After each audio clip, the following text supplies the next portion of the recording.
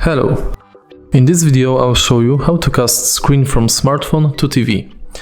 For this video I'm gonna be using Xiaomi Mi 9T and Smart TV Samsung. So, firstly, on remote control, click Source button.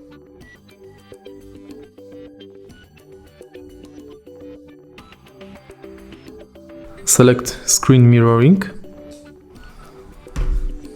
And now, swipe down notification bar, extend it, and find Cast button. Then click it. Now select your TV.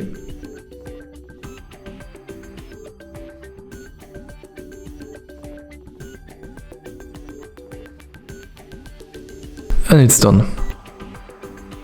What is crucial, both TV and smartphone has to be connected to same Wi-Fi. And that's all.